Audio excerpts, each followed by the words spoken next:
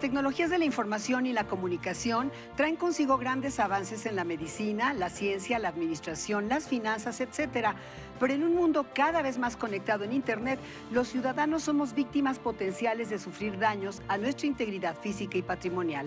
¿Qué tipo de delitos existen? ¿Cómo prevenir estafas y fraudes, pero también lo irreparable como la pornografía infantil, el acoso, el sexting? Acompáñanos a conversar con Edgar Martínez, subdirector de la Policía Cibernética de la Secretaría de Seguridad de la Ciudad de México.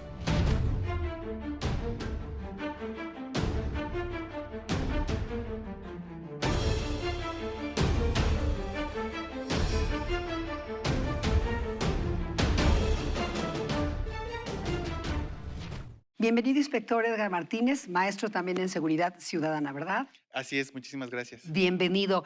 ¿Qué son los delitos cibernéticos y cómo se pueden clasificar? Bueno, los delitos cibernéticos son aquellos que se pueden llevar a cabo mediante la red de Internet o aquellos elementos que se pueden conectar a Internet, no necesariamente informáticos. Un delito informático podría ser aquel que viaja por ese medio. Sin embargo, un delito cibernético, un delito a través de Internet, puede ser simplemente una persona que no necesariamente es un especialista, que utiliza, por ejemplo, una aplicación, una conexión a Internet y puede cometer desde un fraude, un engaño, hasta un robo de información. De identidad. Así es. Si empezamos por estos delitos que afectan la integridad física, ¿nos puedes decir quiénes son las víctimas, por ejemplo, del grooming y qué significa el grooming? Vale, el grooming es un término que se le dio, significa como acicalar o como ir llevando poco a poco a tus redes, precisamente ese es el término.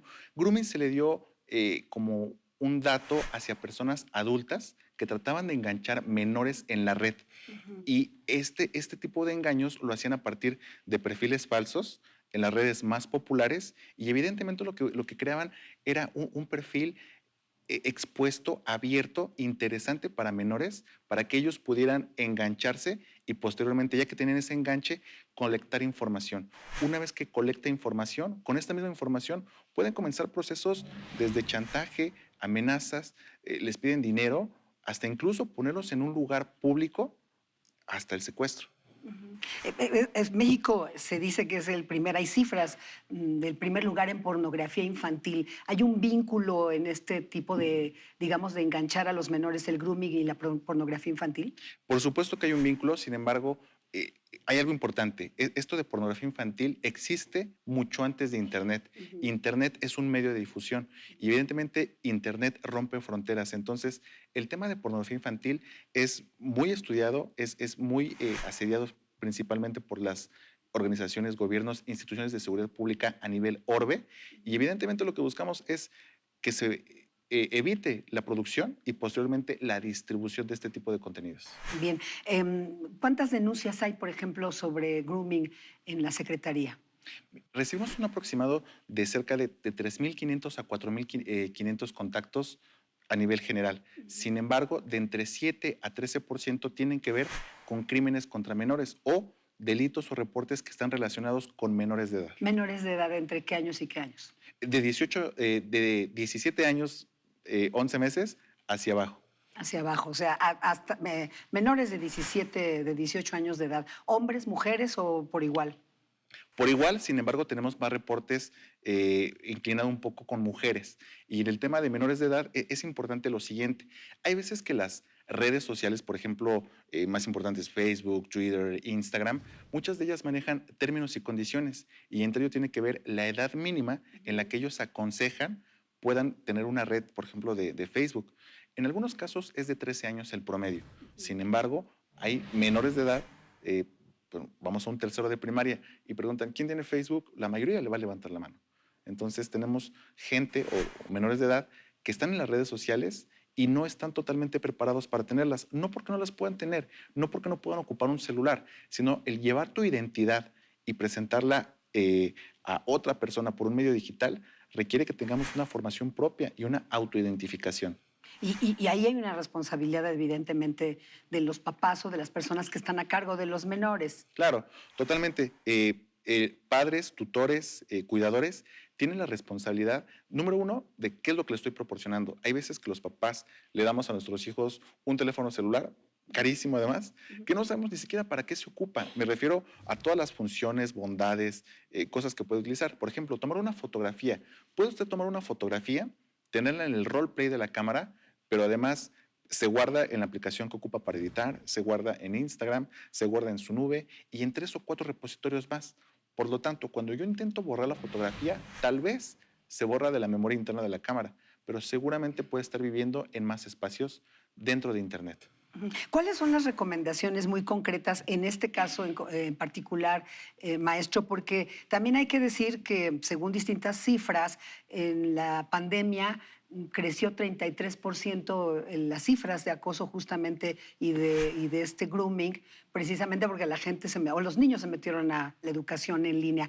¿Cuáles son las recomendaciones para los padres de familia o para las personas adultas que están a cargo de los menores, que además, dicho sea de paso, pues a veces no van a la par del conocimiento tecnológico que tienen los menores a los que les dan el teléfono? Así es. Sin embargo, hay aquí cosas muy importantes. El tema número uno sería acompañamiento, porque podemos dar distintas cifras, distintos modelos. Por ejemplo, existe algo que se llama control parental. Un control parental es aquel que ayuda a poder filtrar los contenidos de Internet. Y lo puedo poner, por ejemplo, en mi computadora, lo puedo poner en un teléfono celular, lo puedo poner incluso hasta en el módem. Ujú. Hay empresas que se dedican precisamente a la venta de este tipo de controles.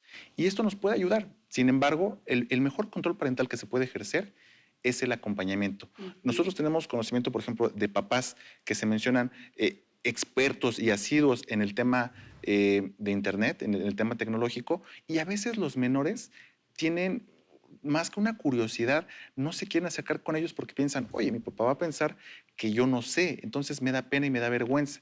Sin embargo, aquellos papás que dicen, ok, yo no entiendo de Internet, pero voy contigo, vamos a aprender, vamos a construir un perfil de Facebook, yo también voy a tener uno, vamos a ser amigos y empezar a tener esa construcción, porque si de verdad cualquier red social que un menor haga y no tiene un acompañamiento del papá y es, no sé, está en el celular, pero yo no sé lo que hace, no sé quiénes son sus amigos, cuáles son sus gustos, a qué se dedica, cuánto tiempo lo hace, es donde se pierde. Entonces, definitivamente creemos que es algo que tenemos que poner muchísima atención y la gente tiene que tener ese tipo de responsabilidades. Pero ojo, en menores de edad no es totalmente el tema de sexting, es pornografía infantil. Pornografía infantil, muy grave. Las apps famosas, Mm. estas apps fraudulentas que pues ahorita en estos días desafortunadamente sabe de los montadeudas, ¿cuáles son las recomendaciones básicas para que la gente no caiga en este tipo de fraudes? Bueno, número uno, diferenciar. Diferenciar de algo que podría ser efectivamente una financiera verdadera, legítima, dada de alta, que paga impuestos y demás. Y otra cosa sería simplemente una aplicación que se hace pasar por el nombre de financiera, fintech, etcétera, y de las cuales hay centenares de nombres. Entonces, una aplicación por la cual yo pido y que está totalmente registrada, evidentemente tiene que haber un pago y una reciprocidad. Es parte de un elemento y está totalmente bajo todo tipo de tela de leyes. Sin embargo, las apps que son fraudulentas no están registradas, sí son aplicaciones, no son financieras, no pagan impuestos y definitivamente lo que están haciendo no se encuentra dentro de los márgenes de la ley.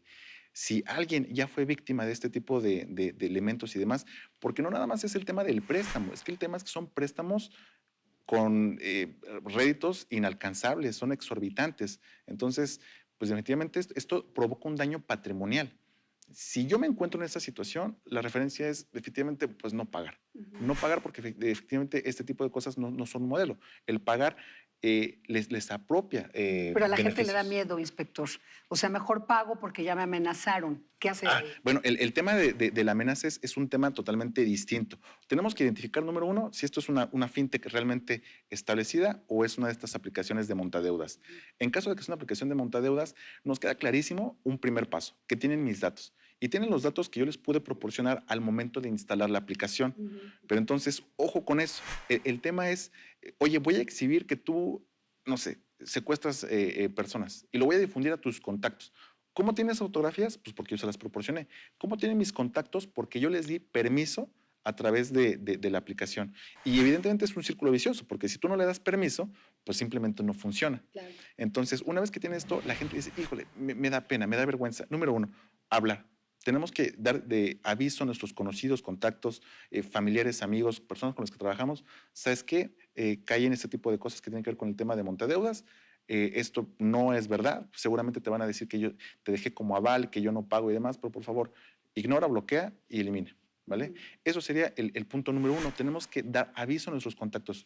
Eso me da seguridad, me da certeza, porque a veces el tema de vergüenza provoca incertidumbre y eso en el ser humano definitivamente provoca una serie de cosas. La gente a veces no come, no duerme, no, deja de ser empática. Tenemos que tener ese tipo de cosas porque una vez que nosotros rebasamos esa barrera, quitamos la vergüenza, viene el empoderamiento. Entonces es, oye, ¿con qué me vas a amenazar? ¿Con qué vas a difundir mis fotografías? No te preocupes, yo ya avisé a todos cada uno de mis contactos, entonces no le veo ningún tipo de daño a ese tipo de méritos. ¿Qué tiene que ocurrir además después de forma técnico-tecnológica? Tiene que ocurrir que se desinstalen las aplicaciones, porque si ustedes dicen, ok, voy a dejar de pagar, pero yo tengo la aplicación instalada dentro de mi celular y esa aplicación tiene permisos, por ejemplo, para la lectura de mi agenda de contactos, tiene permisos para la lectura de mi libreta de imágenes, mi repositorio, pues definitivamente yo sigo con un canal expuesto. Entonces, pida o no pida, si yo tengo una aplicación, ojo, porque hay gente que dice, simplemente por curiosidad, no voy a pedir, pero voy a instalar. Bueno, pues si instalan, tienen acceso a tus imágenes, a tus contenidos y a tus contactos. Teniendo esa información y ejemplo, que encontraran alguna imagen que pudiera ser X comprometedora, te van a decir, si no quieres que la difunda, paga esta cantidad. Aunque no hayas pedido un préstamo. Aunque no haya pedido un préstamo. Entonces, el tema de los préstamos parece ser una cortina para que la gente, cuando pide, se sienta comprometida a pagar. Por último, inspector, ¿cuánta gente trabaja en la policía cibernética y si es multidisciplinaria? Desde, no sé, psicólogos, ingenieros, ¿quiénes trabajan ahí? Principalmente, eso es algo muy importante. Tenemos una agenda multidisciplinaria. Trabajamos personas desde ingenierías, licenciaturas en sistemas, psicólogos, trabajamos abogados. ¿Por qué? Porque abordar las temáticas de Internet requiere de muchísimas disciplinas y muchísimos datos, no únicamente el tema técnico. Por ejemplo, hay cosas que en derecho se están discutiendo que todavía no recaen, pero por ejemplo, hoy la gente ya tal vez no compra discos o libros, lo compra a través de mediatecas, lo compra a través de, por ejemplo, de Amazon, y es un contenido digital. Bueno, ¿qué pasa? ¿Puede ser heredado? ¿No puede ser heredado? ¿Qué pasa si ese tipo de contenidos es vulnerado, es robado? ¿Cómo es que se va a considerar? Entonces, hay nuevas cosas en Internet que incumben a cada una de las ramas y disciplinas. Entonces, somos un grupo disciplinario que se dedica a la cibernética. Pues hay que denunciar, ¿verdad? Porque ya con lo que hemos visto recientemente, pero es mucho más allá. Eso es un daño patrimonial y al principio decíamos, hay otros daños como Muchísimos. la pornografía infantil que son irreparables, ¿no? Por supuesto, el fraude, el tema de pornografía, hackeos, datos y demás. Entonces, somos una policía cibernética que somos una policía que va con la ciudadanía. No tiene que pasar algo malo para que se comuniquen con nosotros. Claro. Simplemente tal vez es una asesoría. Oye, ¿sabes qué? ¿Cuál podría ser la mejor forma de tener un control parental con mi hijo? Oye, esta aplicación, ¿cómo es que funciona? Y demás. Entonces, También asesoran, o sea, no tiene que nosotros, pasar algo no. malo. Ustedes pueden tomar la llamada de asesorar. Y hacer una asesoría a la ciudadanía. Entonces, pueden comunicarse con nosotros. Muchísimas gracias, inspector Edgar Martínez. Vamos a un recorrido por las redes sociales.